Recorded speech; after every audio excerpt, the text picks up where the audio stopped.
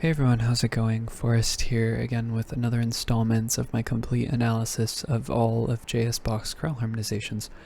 Today we're looking at Jesu de du meine Seele, which translates to Jesus, it is by you that my soul. Forgot the N in the title, very clumsy of me. This is a pretty interesting chorale. In the sense, I think what the most interesting aspect of this chorales is that it looks like the first system should just be repeated, but there are very slight differences in the way that the first two pairs of phrases are voiced. So that being said, we should just hop into the analysis. The harmony is pretty straightforward. Two flats in the key signature. We start on G minor, we end on G major. I reckon we're in the key of G minor.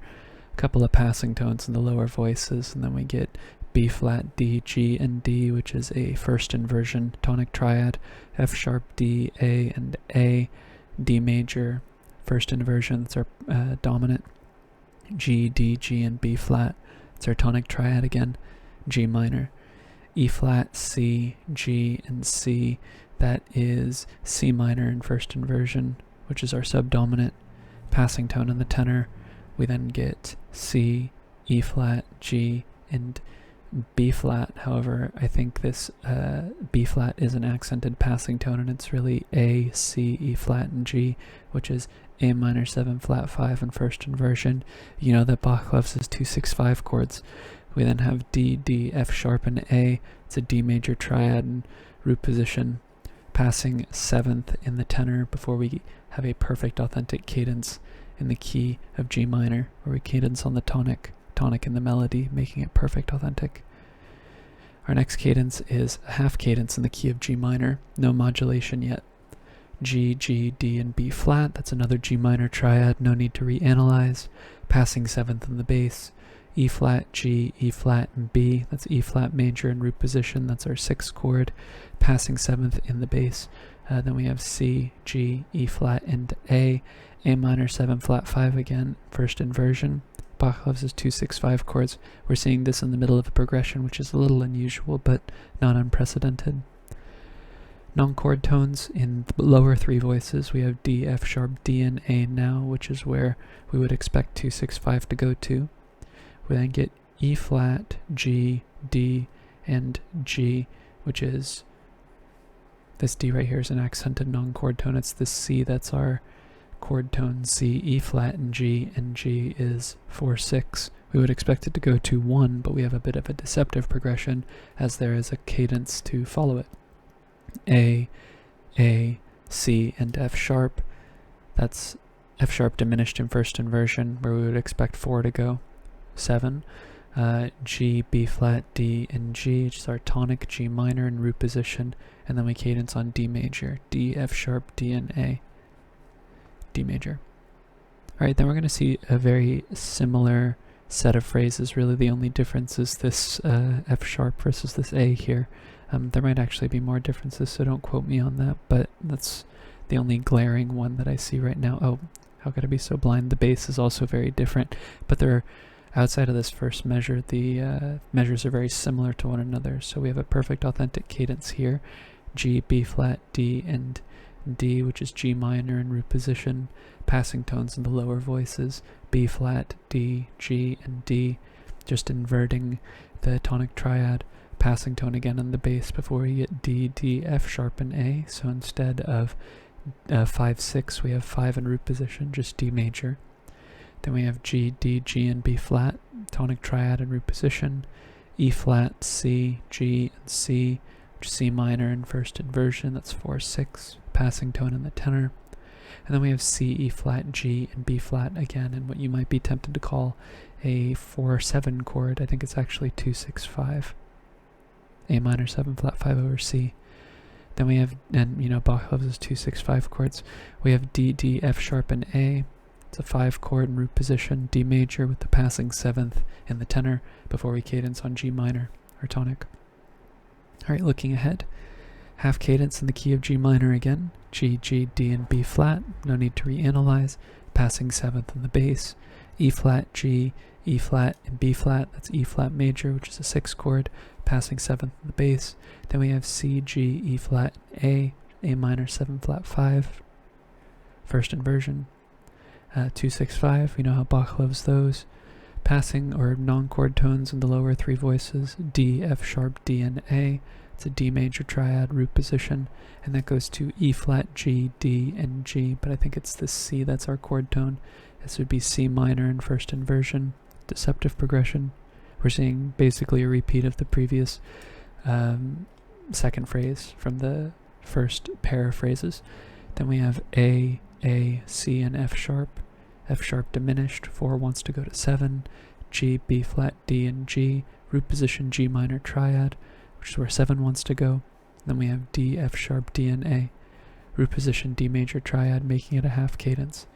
Alright, on to new material. We have a perfect authentic cadence at the end of the next phrase in the key of F major, so we're looking for a point on which we modulate.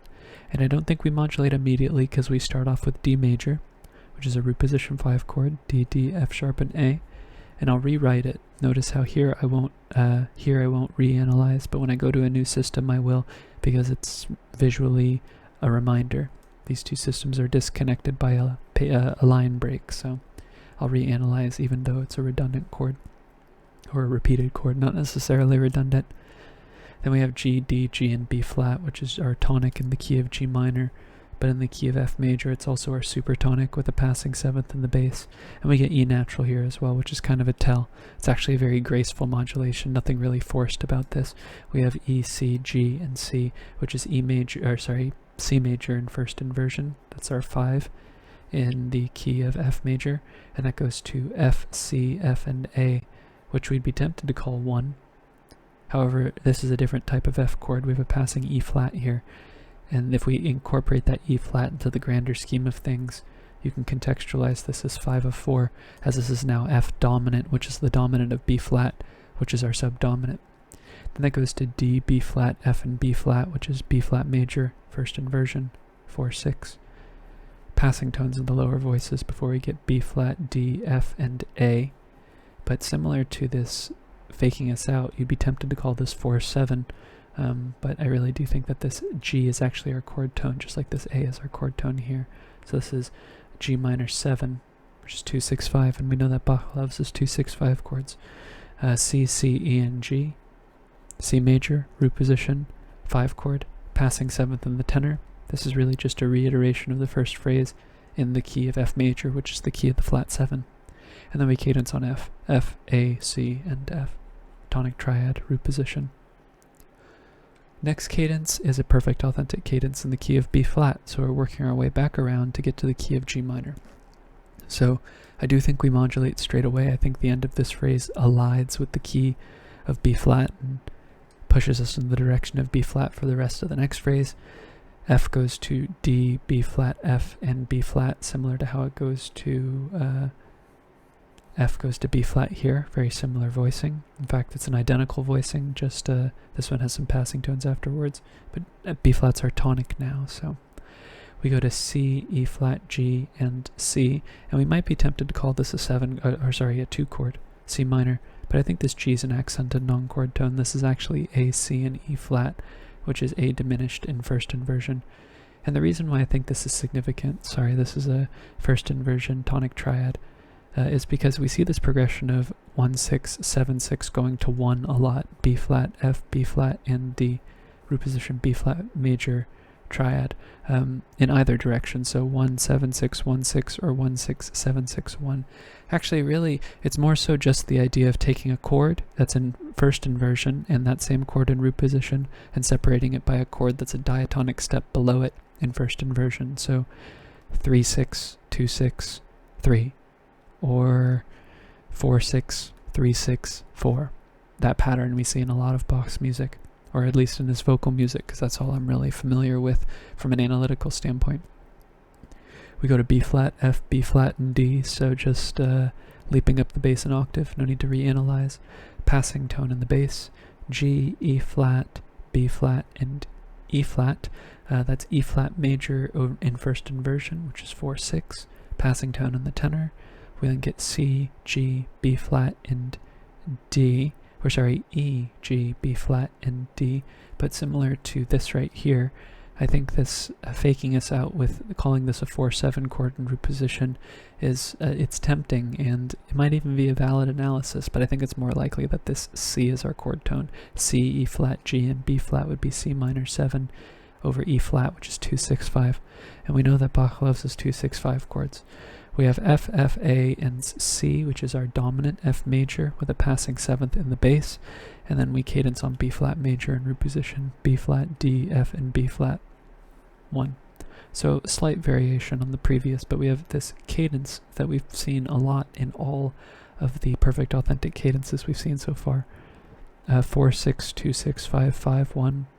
This is basically a repeat, but 4, 6, 2, 6, 5, 5, 1, 4, 6, 2, 6, 5, 5, 1.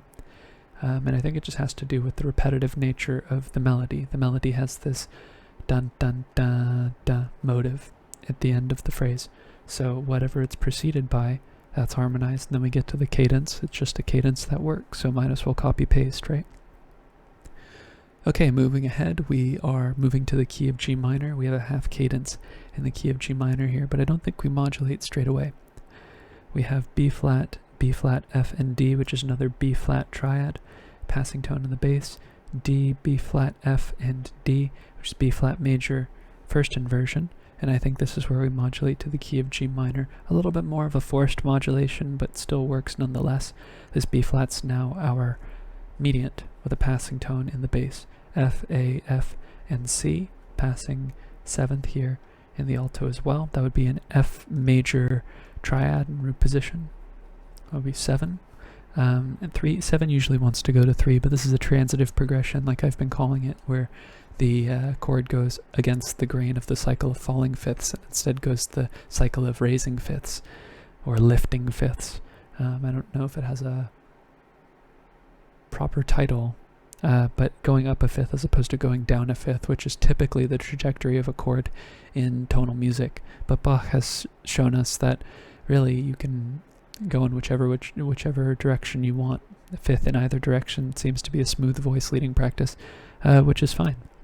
And this is part of a chromatic scheme moving us towards the dominant. So we have F sharp, A, D, and D, which is D major over F sharp, 5, 6, G, G, B flat, D, and B flat, which is our tonic G minor, passing 7th in the bass. This B flat's a chord tone, no need to mark it.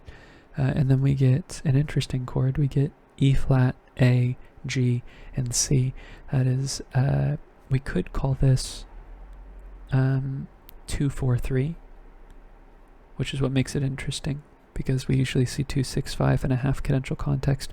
But I think with this bass motion of 6 going down to 5, this A might be an accent, a non-chord tone, and this is actually E flat, G, G, and C, which is 4-6.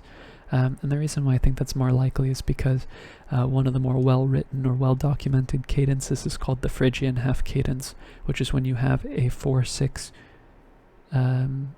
going to a 5 chord. This half-step motion of flat 6 going to 5 is talked about in textbooks, so I imagine that this is a kind of a conventional sound, at least in, like, you know, part writing in the choral context or chorale context. So that's why I think it's more likely. But 2-4-3, 4-6, 6 of one, half dozen of another, I think. But then we get ready for our last cadence, which is a perfect authentic cadence in the key of G. We go from 5 to 1, G, B flat, G, and D. That's where we expect it to go. And we see something very similar, pretty much like a repeat of the first phrase. Passing tones in the lower voices, B flat, D, G, and D. First inversion, G minor triad. F sharp, E flat, A, and C. So we get some variation here. This is F sharp diminished 7th in root position. And then we get G, D, G, and B flat, G minor. We then have C, E flat, G, and A. It's A minor 7 flat 5 over C. You know, Bach loves his 2-6-5 chords. This chorale is chock full of them. Maybe the most 2-6-5 chords I've seen in a chorale. Then we have D, D, F sharp, and A, which is our 5 chord D major, passing 7th in the tenor. And then we cadence on G major, G, B natural, D, and G, with that picardy third, as Bach often does in minor chorales. And that is the analysis. So all in all, pretty straightforward chorale. This chorale was definitely bloated with some extra analysis because this beginning section should have just been a repeat, but Bach's there was a slight variation, so the repeat couldn't be written in.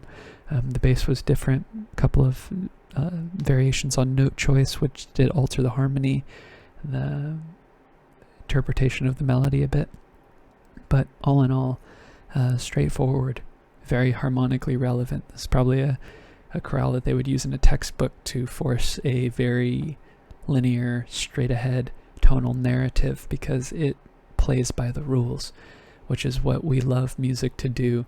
That's just me being facetious. I love it when music goes against the grain, and I have a hard time analyzing it because it challenges me to think. But something that I do give the textbooks credit for is figuring out a lot of this stuff and giving us the language we have to communicate with one another. We do see that, there is wisdom and there actually is truth in the way that harmony is told, and after hundreds of years, the code's been cracked for a lot longer than what we have presently, but still, really the language holds strong and the patterns, they exist. So when we have straightforward harmony and it functions the way we expect, it's positive affirmation as well of, the language that we learn, because we see it in a real world example, and it's not, this chorale would fare really well in a textbook, even though the majority of them wouldn't, in terms of projecting the exact narrative. But this one's pretty clean. Thank you so much for watching the video. Thank you so much for continuing to support the channel. I really enjoy the fact that I check my YouTube studio and I see that people are enjoying the content and people are watching the videos. It means the world to me. There are hundreds of videos that I have planned for the future. I'm just going through all of the Bach chorales, so even along this journey, if you found my channel as I'm going on it, feel free to subscribe and get notified when I upload a video, because I upload once every day. So by around this time next year, I'll be done with all of the chorales, which is exciting to think about because I have so much more analysis to do, and I love analyzing and getting close to Bach, who is probably the greatest composer of all time. I think, if we're looking at objectivity, right? It's really cool getting close to his music. It's partially the reason why I picked Bach to focus on in the first place, just because he's a household name, and also he composed so many chorales, or he harmonized a ton of chorales. So there's a lot to look at, and I'm really excited to continue looking at it. But again, thank you so much for watching the video. I look forward to tomorrow's analysis, and I hope you take care.